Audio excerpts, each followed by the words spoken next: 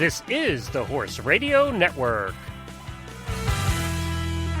This is episode 382 of Horse Tip Daily, a different horse tip, a different equine topic, a different equestrian expert every day. Horse Tip Daily brings the world of equine knowledge to you one day at a time. Today's tip is sponsored by Equestrian Collections. You can visit them at equestriancollections.com.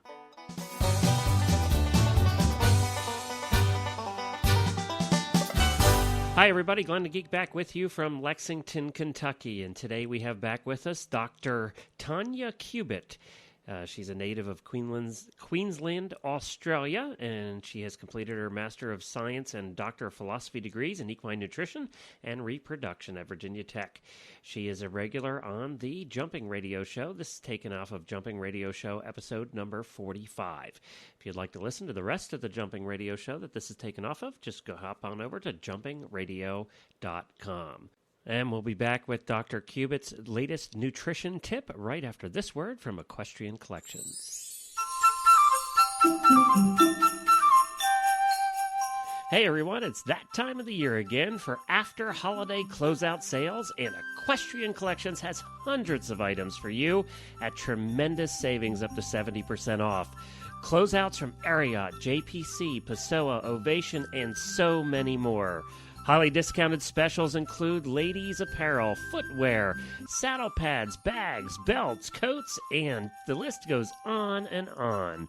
Remember, you can save up to 70% now, but this is a closeout and quantities are limited. So grab the keyboard and type in equestriancollections.com. You'll see the great big ad right on their homepage for all of their closeout specials now for the month of January. Get them before they're gone at equestriancollections.com. Okay, well, we're going to hear from resident nutritionist Dr. Tanya Cubitt now, who has another very useful tip for us this week. So let's get Tanya on the line. Hi, Tanya. Hi, Chris. How was your holiday? Excellent. Had a great time. Ate far too much food as usual. It's always the way, isn't it? But did you get a bit of downtime over the holidays? We did. My parents were here from Australia, so it was nice to visit with them. And we had Christmas at our house, so it was very busy. Very good. Good. Well, I hope you're ready for the new year and all that presents. And I know we had some great tips from you towards the end of last year, so we're looking forward to continuing the series. I know one of those key questions that we all have to ask ourselves is about choosing the right food, and we got off to a start last time you were on the show with a few tips, and I think you're going to continue the rest of those questions this time. I certainly am. Yes, before the holidays, we talked about the age of the horse, the physical activity level, and then we started talking about body condition, estimating the body weight of the horse and body condition, and we talked about the classic 1 to 9 body condition scoring system that most of your listeners would be familiar with. And I mentioned that this time we would start talking about the rest of those questions, but also a newer condition scoring system that one of my associates at graduate school developed, Dr. Rebecca Carter, and it is called the Cresty neck scoring system. Now, instead of estimating body fatness over the whole horse, it just looks at the crest fat.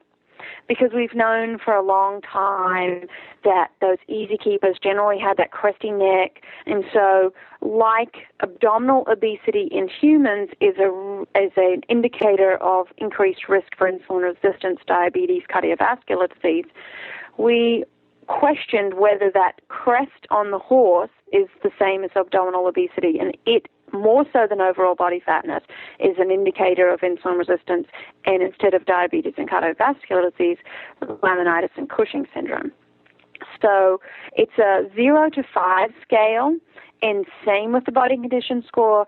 It is subjective. You've got to put your hands on the horse. You've got to feel, palpate. The 0, the horse's neck would probably be quite huge, no palpable crest. 1, 2, and 3 are all normal, healthy, safe, from no filling felt up the neck to 2 starting to have a little bit of a mound, 3 a little bit more of a mound in the neck and a little bit wider right at the highest point of the crest.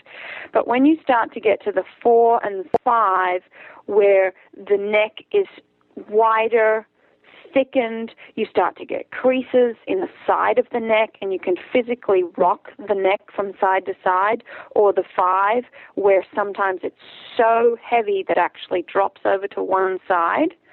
The 4 and the 5 are very dangerous, and we discovered by doing other blood tests and hoof temperatures, etc., that the horses with a Cresty neck score of 4 or 5 are much higher risk of developing laminitis, insulin resistance, etc. So we can use this as a proactive tool, as an indicator, making sure, okay, my horse is at a 3 now, don't let it get any fatter, especially if we know they're an easy keeper and it's really easy for them to put on extra weight.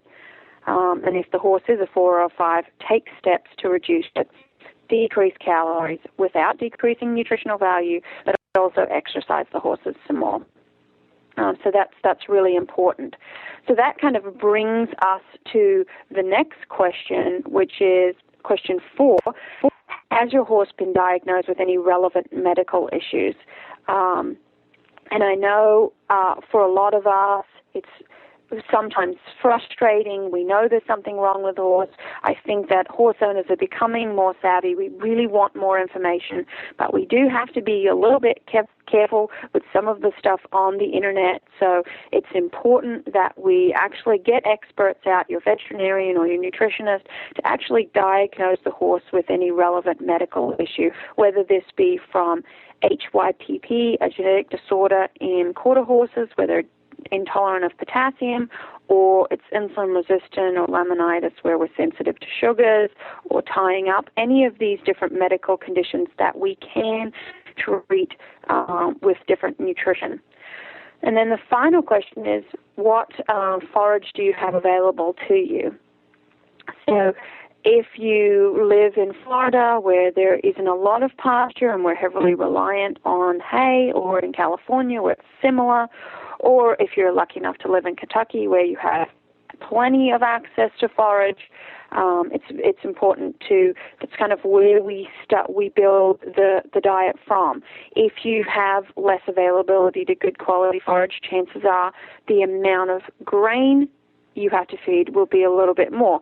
On the West Coast, people have higher access to really good quality alfalfa and grass hays, so generally the actual grain rate, feeding rate is much lower. So if we start with the forage, I generally recommend a bare minimum of 1% of body weight. So for a 1,000-pound animal, that would be 10 pounds of hay and pasture. And if there's no pasture, especially this time of year, that's at least 10 pounds of hay that your horse must eat in a day. My better recommendation is 1.5% of body weight. I would prefer to see that at least that much, 1.5 to 2, so 15 to 20 pounds. And some people will say, well, if I fed my horse that much, he would get too fat. So then we really need to look at nutritional value of the hay. A lower nutritional value, perhaps the only way to determine that is to get it tested. Some feed companies will offer that for free, but we need to then look at the nutritional value of the hay. A lot of times people get confused between nutritional value and quality of the hay. And for me, I always start out with what is bad quality hay. Bad quality hay has dirt, mold, dust, rats. I mean, sometimes I say anything that couldn't outrun the baler, bad weeds, excess string. That would be what I would consider bad quality hay. But good quality hay is what's appropriate for your horse. And we all know all the horses are so different, and what we want to do with each of the horses is different. So good quality is what's good for your horse. And nutritional value, we may have a lower nutritional value hay, more stalk, less protein, less energy, but that doesn't necessarily mean it's poor quality. That might be perfect for the laminitic pony that just needs to chew on something so he doesn't get bored, but would not be ideal for the broodmare who needs more nutrition in her hay, more of an alfalfa or a second cut high leaf type hay. So that's an overview of those 5 questions. How old is the horse, or what is his nutrition? Is he nutritionally senior? How much exercise, or is it lactating or pregnant? Then, let's see if I've forgotten my own question. Then the body condition of the horse, the body weight of the horse, very important. has the horse been diagnosed with any relevant medical issues? And generally, if the horse has, work with your veterinarian, work with your nutritionist to develop the right program for that horse and work closely with them along that track. And then finally, what forage do you have available? If you've got plenty of hay, you generally need a lower feeding rate because you don't need as much nutrition out of the grain. So there are the 5 questions that we should ask ourselves, and if we ask those, we should be better able to pick the right bag of feed. That's great, Tanya. Thank you so much. Really sound advice for our listeners, and we really appreciate you sharing those with us. And we'll get you back here in a couple of weeks' time, if that's okay with you, with some more nutritional tips. Sounds good. Well, thank you to Dr. Cubitt and to Chris for providing these tips from the Jumping Radio Show. And as I said, you can find this at Jumping Radio Show episode 45 at jumpingradio.com if you want to listen to the rest of that show. Well, we'll be back again tomorrow with another new expert and a different horse tip. Until then, stay safe, everyone. The Horse Radio Network and the Horse Radio Network hosts are not responsible for statements of guests or their opinions. Use your own judgment when listening to the tips provided by the experts on Horse Tip Daily.